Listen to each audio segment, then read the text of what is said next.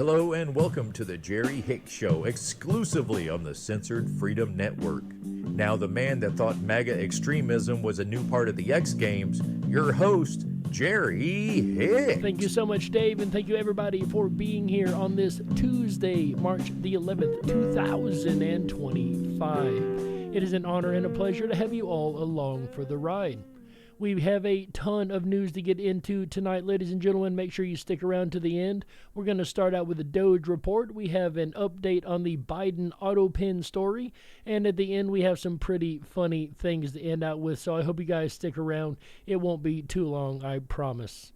With that said, ladies and gentlemen, before we do hop on into the news rack, I would like to give a quick shout out to all of you folks, whether you are listening on BitChute, Rumble, YouTube, X, and now I found out that the show is being posted automatically on Facebook by way of Rumble. I was unaware that was happening until a couple weeks ago, so there's that, folks. So a shout out to you guys. Do make sure you're hitting that like, follow, subscribe, thumbs up, share, whatever it may be, whatever platform you may be on. I really appreciate all of you guys listening. With that said, folks, let's hop on over into our news rack and start, of course, as we always do, with our Doge update. We've got our weekly credit card update, folks. We've been following this story for a couple weeks now. You remember there was about 4.6 million active credit cards across the government facilities. Pilot program with 16 agencies to audit the unused, unneeded credit cards. After 3 weeks, 200,000 cards have been deactivated.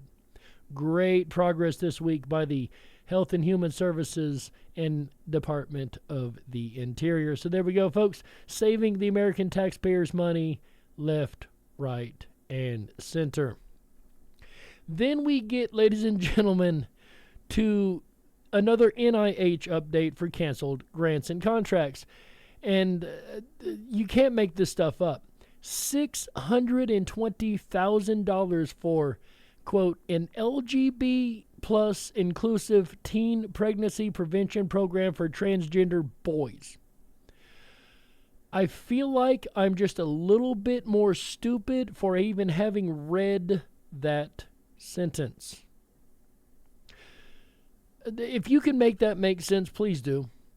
$699,000 grant for studying cannabis use among sexual minority, gender diverse individuals. So that's an interesting one. Sexual minority, gender diverse individuals and cannabis use. I mean, I'll claim whatever you want me to be if you want me to smoke something.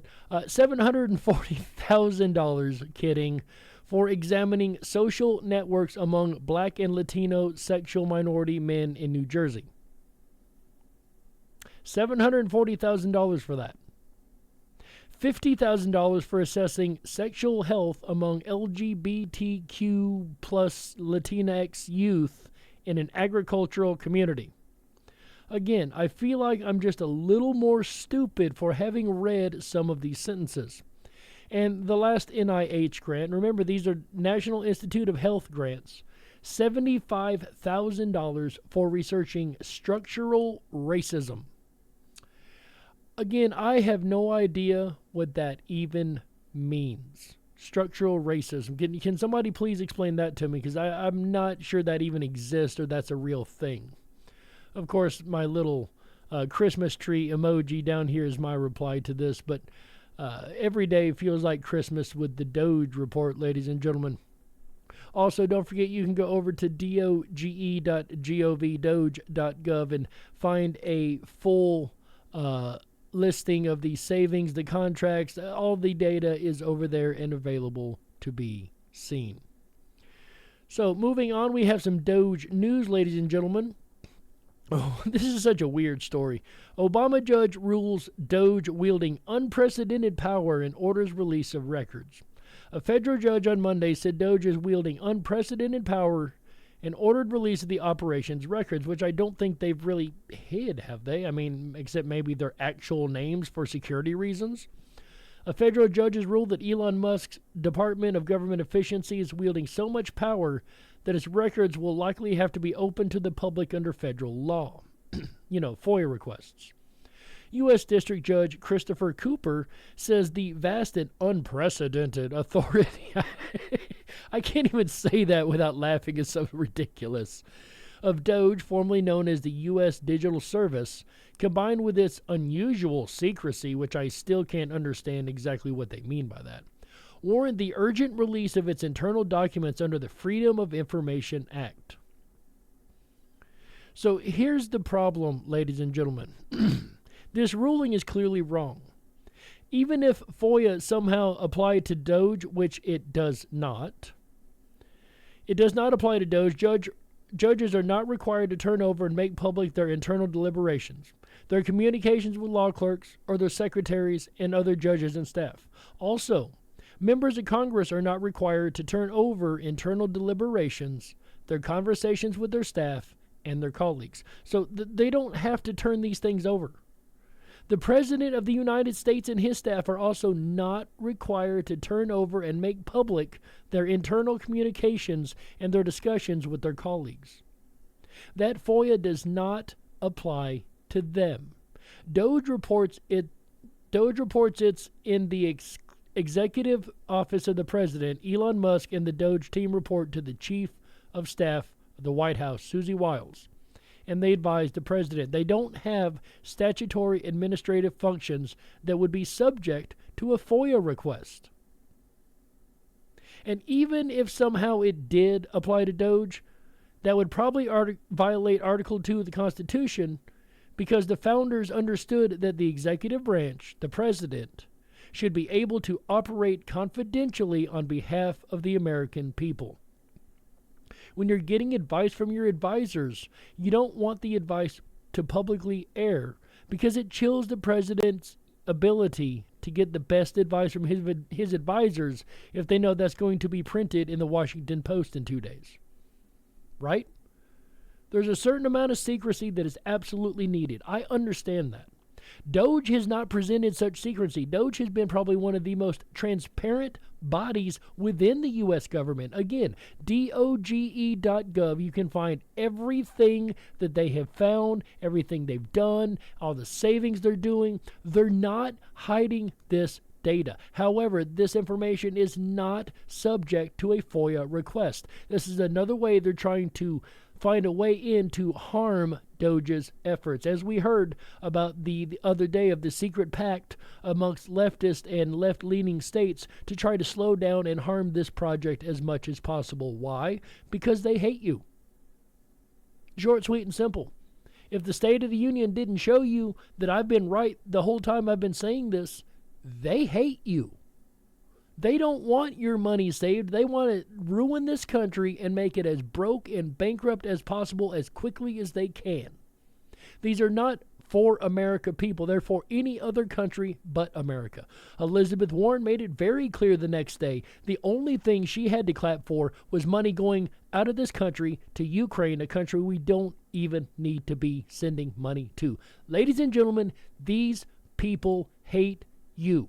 Why? Because you're an American. And they hate Americans. They hate America, which is sad, because that's what they're supposed to be representing. Elon Musk announces plan to double U.S. Tesla manufacturing as act of faith in America under President Trump's great policies. Further, President Trump has actually bought a Tesla and had it delivered directly to the White House. Biden couldn't drive a bicycle.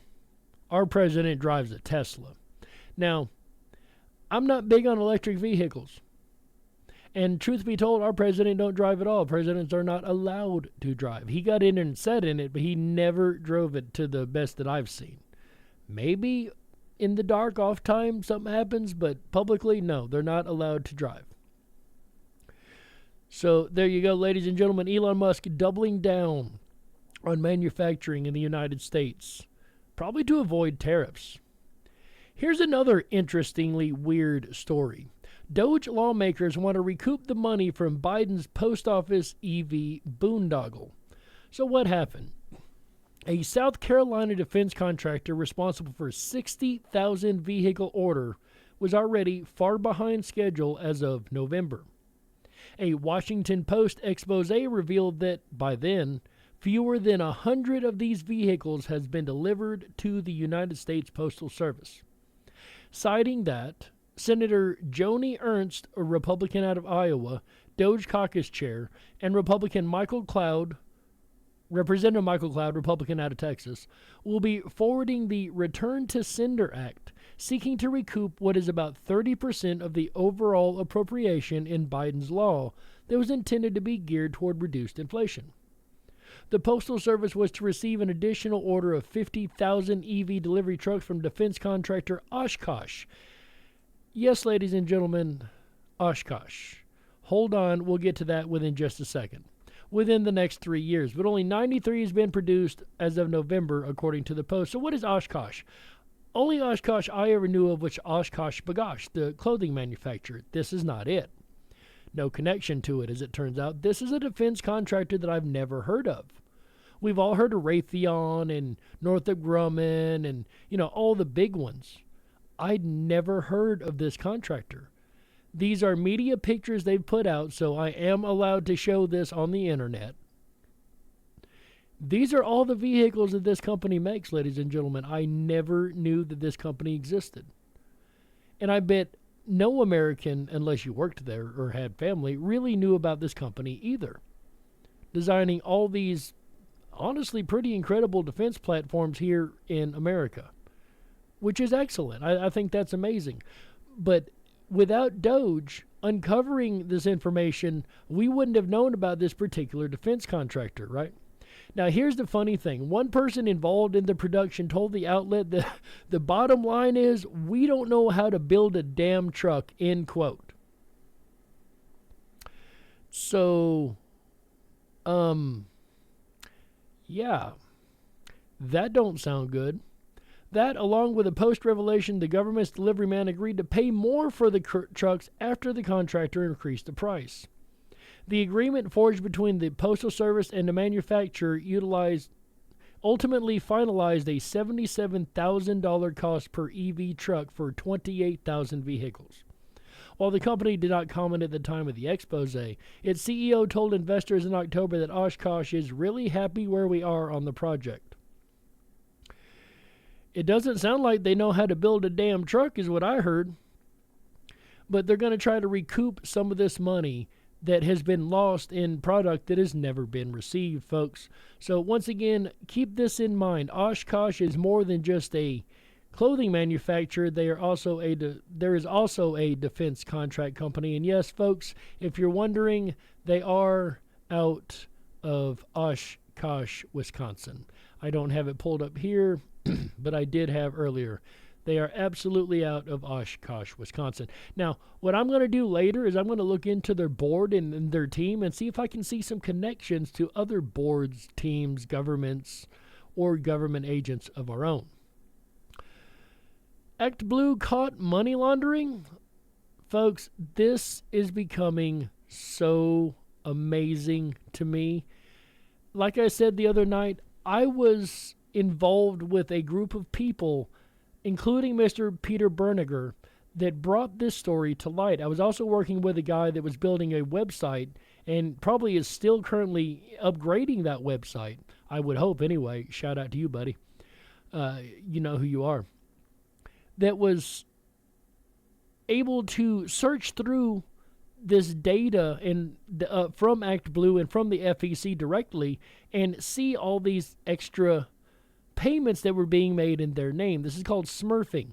Say you go and you give a donation to ActBlue one time for, say, $3, whatever, just very small donation. And they take your information and they take your donation. They say, thank you, have a good day, give you a receipt. And you think that's it. That's the end of the story. But if you go back and look a year or so later, you're going to find you donated probably a couple $1,000s without knowing it in your name. Fraudulent money laundering is what this is. And this has actually had evidence to back this up. This has been exposed by James O'Keefe himself and many, many others.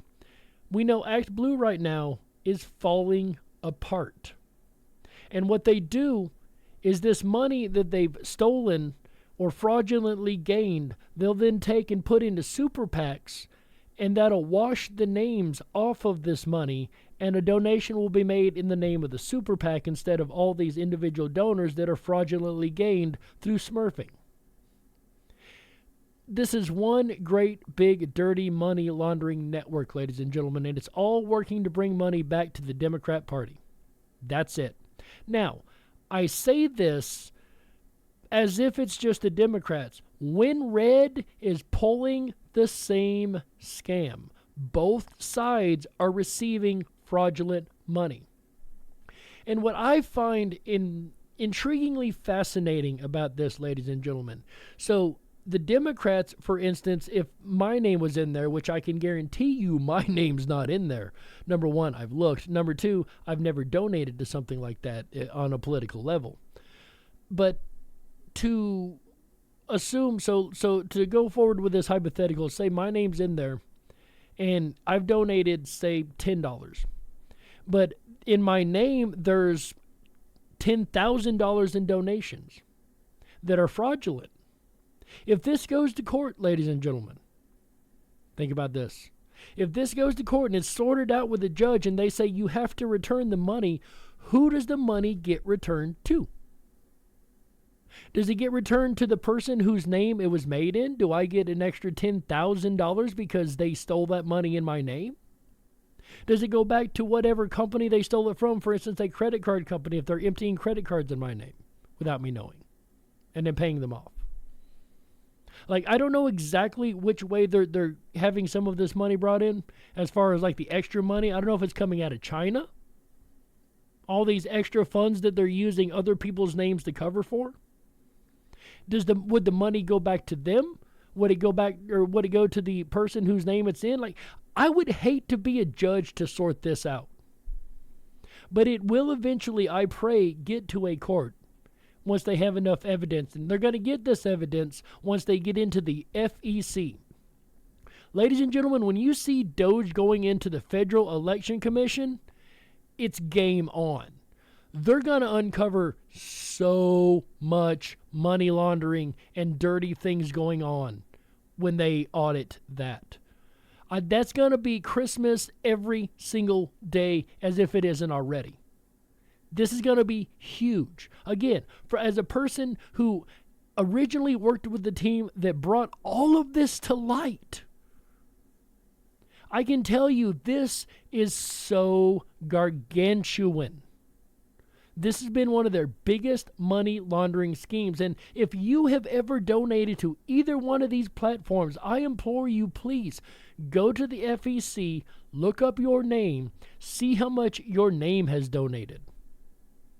Because it may or may not be the amount that you actually donated, ladies and gentlemen. ActBlue is definitely feeling the pain. However, Americans are starting to not feel the pain, as we've heard from the Democrats for the last couple weeks. Donald Trump said he'd bring egg prices down on day one. He said he'd bring all these prices down. He said he'd fix this. I find this funny because that implies that their previous president, that they absolutely backed up 100%, ruined everything and made it bad. So now you're admitting it was bad and are mad because Trump hasn't fixed it with a snap of a finger. I'm really confused how these Democrats think, that they make absolutely no sense at all. However, the price of eggs is coming down. At least $1.85, almost $2 a dozen, from the way I understand it. Now, I do also know that they have been bringing eggs in from the outside of America. For instance, from Turkey, we've ordered a large number of eggs. I'm not going to go with the joke. I'm sorry. I'm not. We've also, and I'm not sure what other country, but the way I understand it, there's also a second country that we have also ordered a large number of eggs from. So we have more product, which means the price goes down, ladies and gentlemen, which is going to do nothing but help the American people. Poor Democrats, they just can't get it together. Speaking of poor Democrats, ladies and gentlemen, yesterday we talked about the Biden auto pen scandal. This is huge because if the president isn't actually signing things or running the country, then who is? Who is signing the executive orders? Who is passing all this radical agenda? Is it Hunter? Is it Jill? Is it his secretary? Is it the chief of staff? Who is it? Who's actually running the country? Right? Again, we talked about this yesterday, so I'm not really going to dwell too much on this, but we have a little bit of an update to this story, ladies and gentlemen. Check this out. Can change over the course of administration. Certainly your signature can change. So the auto pen is usually reflective of the most current signature. What we notice is that Joe Biden's signature never changed over the course of those 4 years, which, back to your point, shows and shows good evidence that this was always the auto pen. There was never a physical signature. I do have sources at the White House that said that President Biden utilized the auto pen more than any other president in our history. And when you talk about, well, who assigns the auto pen, at the end of the day, all eyes should be looking at the staff secretary. The staff secretary sits in the West Wing, is in constant communication with the president or whoever is pulling the strings in Joe Biden's case. And they're the ones that facilitate from the start to the finish, all the drafts, all the legal jargon, using the Office of General Counsel, say it's domestic policy or National Security Council. They're the conduit between all of those facets. And then when it's finally ready to go pen to paper, the staff secretary instructs for auto pen. So I would be looking at the staff secretaries. It was Neera Tanden. President Biden had 3, and that's pretty normal for the turnover. But Neera Tanden, Stephanie Feldman, and Jessica Hertz, of which 2 of those were under the Domestic Policy Council, which you could probably assume were the spearheaders for some of those very progressive agendas. So it sounds to me, ladies and gentlemen, like Biden wasn't really signing a whole lot of anything or even knew what he was signing if he did. Equally, we know that there were a number of pardons signed while he was playing golf. You can't sign pardons in Washington and be playing golf in, well, I think it's a whole other country if I'm not mistaken. It just doesn't work like that. So we will continue to follow this auto pen story and see where it leads, because this could have some very, very vital effects on executive orders, pardons. Everything Biden did could be reversed, basically.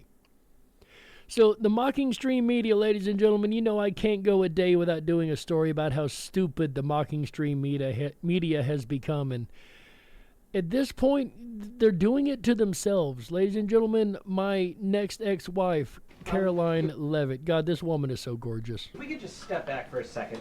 When President Trump last addressed the BRT when he was on the campaign trail, his big push was on tax cuts.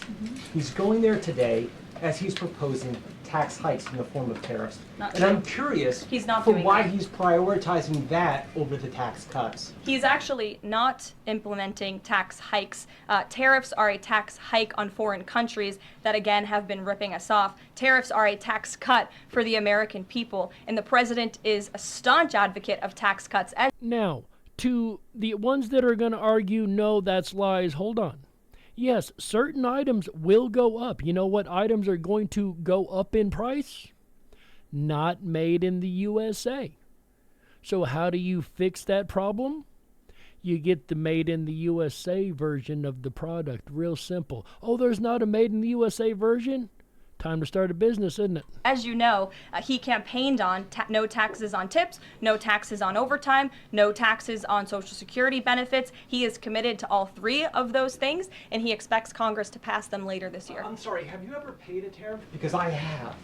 That's They don't get charged on foreign companies. They get charged on the importers. And ultimately, when we have fair and balanced trade, which the American people have not seen in decades, as I said at the beginning, revenues will stay here, wages will go up, and our country will be made wealthy again. And I think it's insulting that you are trying to test my knowledge of economics and the decisions that this president has made. I'm now regret giving a question to the Associated Press. Mary, go. I think that's becoming a common theme, regretting giving a question to the Associated Press, because they're just mocking stream media.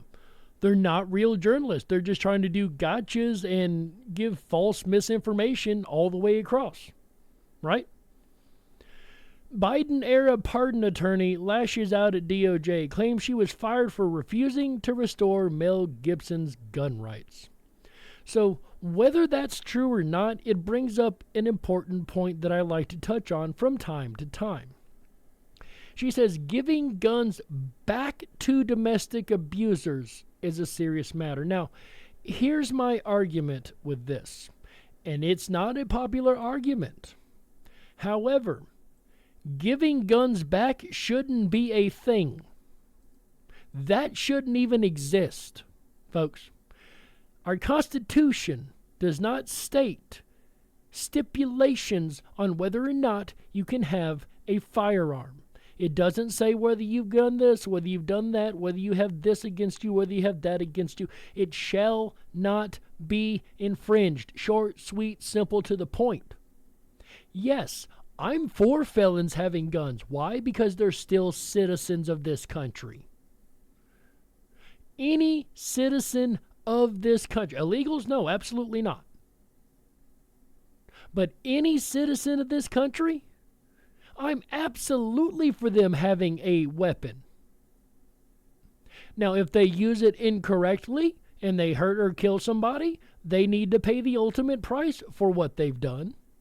There needs to be absolute accountability. That I agree with.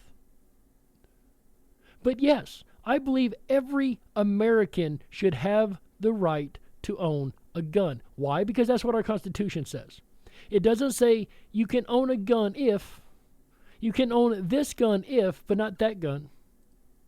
It doesn't qualify which ones are and which ones are not. So yes, I think every single American citizen, regardless of your situation in life, should be allowed to have a gun.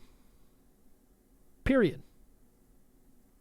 And another thing, I think felons should be able to vote too. Now, I want to be very clear. I'm not a felon. I have no felonies on my record whatsoever.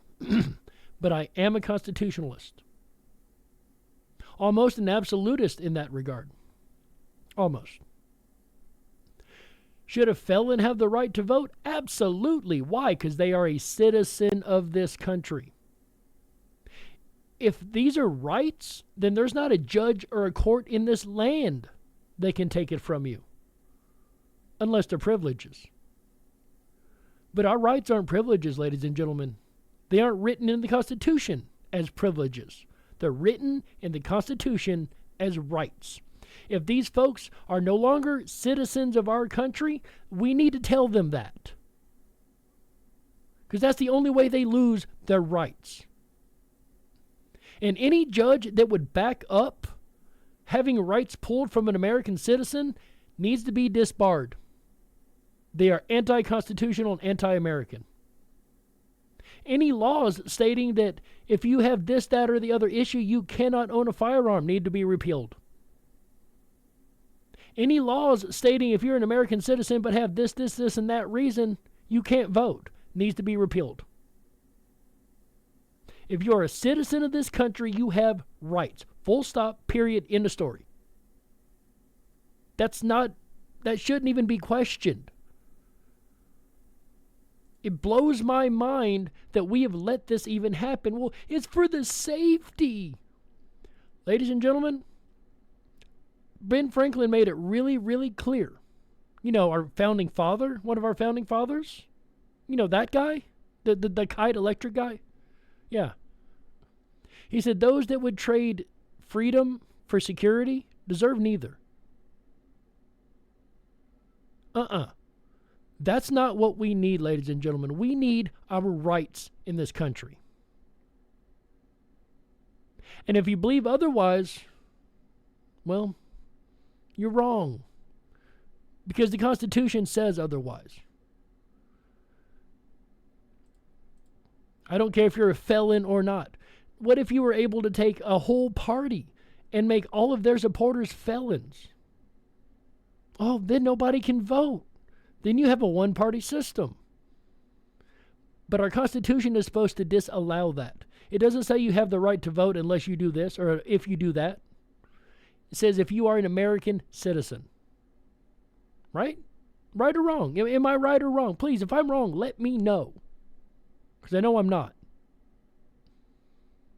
Yes, courts of the land have upheld wrong rulings, unconstitutional rulings, and it needs to end.